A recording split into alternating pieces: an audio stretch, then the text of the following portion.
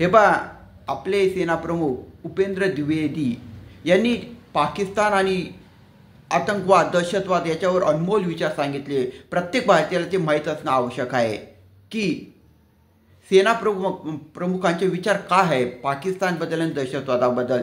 त्यांनी एका कार्यक्रमात स्पष्ट सांगितलं, ऑपरेशन सिंदूर हा पाकिस्तान फक्त ट्रेलर होता, 88 तासांचा ट्रेलर होता. पूर्ण पिक्चर अजून बाकी आहे पाकिस्तानला दाखवायची की भारतीय सेना काय करू शकते. दहशतवाद आणि बोलणी एक साथ चालू शकत नाही. बरोबर आहे, त्यांच्या म्हणणं दहशतवाद आणि बोलणी एक साथ होऊ शकत नाही.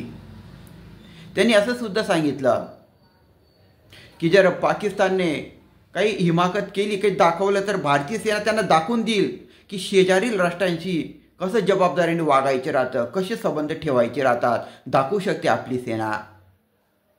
सैन्याच्या विविध शाखांमध्ये समन्वय असणं हे सुद्धा गरजेचे हे सुद्धा त्यांनी सांगितलं.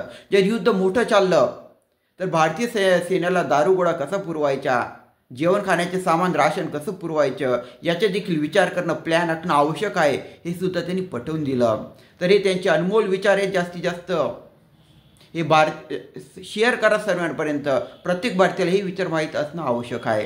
करा शेअर, आणि तुम्हाला जर माहिती आवडली असेल तर सबस्क्राईब करा. जय हिंद, भारत माता की जय. करा शेअर.